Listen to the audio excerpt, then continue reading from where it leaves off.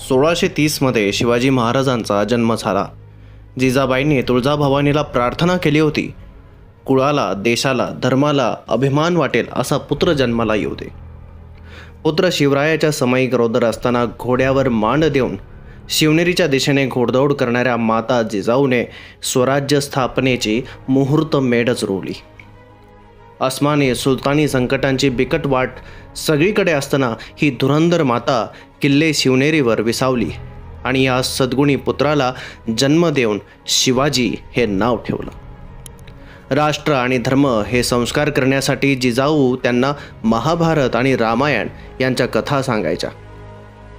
26 April 1654 या दिवशी अवघ्या 16 वर्षांच्या बाल शिवरायांनी 12 मावळातील आपल्या सवंगड्यांसह हिंदवी स्वराज्याची शपथ घेतली।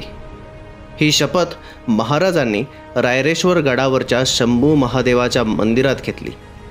शिवाजी महाराजांनी कमी वयातच अनेक मोहिमांना सुरुवात केली। याचा परिणाम म्हणून 25 जुलै 1648 साली बिजापूरच्या आदिलशहाने शहाजी राजे यांना कपटाने कैद केले आणि त्यांच्या बंगळूर प्रांतावर आपली आदिलशाही फौज धाडली आणि दुसरी फौज पुण्याच्या दिशेने पाठवली। शहाजी राजे कैदेत असताना त्यांचे थोरले पुत्र संभाजी राजे म्हणजेच शिवरायांचे मोठे बंधू यांनी बंगळूरमधून तो हल्ला यशस्वीपणे परतवून लावला। इकडे पुण्यातही आदिलशहाची दुसरी फौज येऊन ठेपली होती। त्याला भिडायला शिवराय देखील आपल्या मावळ्यांसोबत सज्ज झाले होते। त्यावेळी शिवरायांचे वय अवघे 18 वर्षे। आदिलशाही फौज फाटाफाट होता।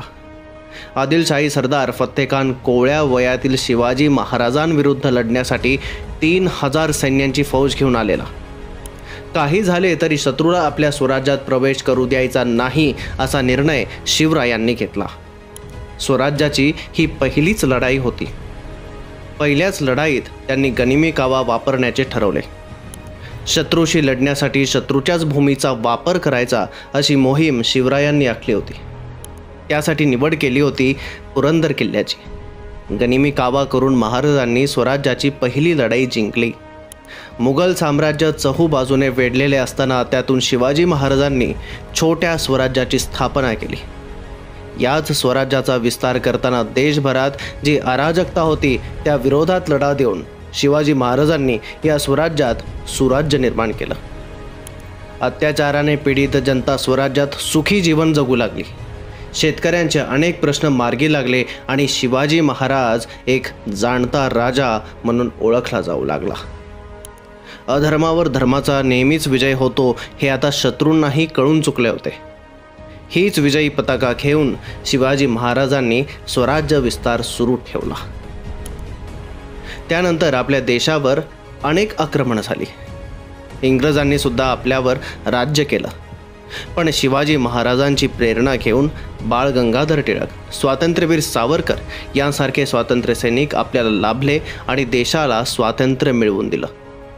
भारत स्वतंत्र तर झाला, पण राजकीय पक्षाने देशाला पार पोखरून काढलं होतं। गरिबी पसरली होती, शेतकऱ्यांचे हाल, दुष्काळ, भ्रष्टाचार आणि या सगळ्यांवर स्वतःचा फायदा करून घेत बसलेली काँग्रेस।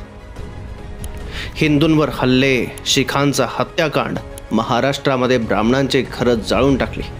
देशभरात जातीयवाद या काँग्रेसने उफाळून आणला होता। अनेक वर्ष हा अत्याचार सहन केल्यानंतर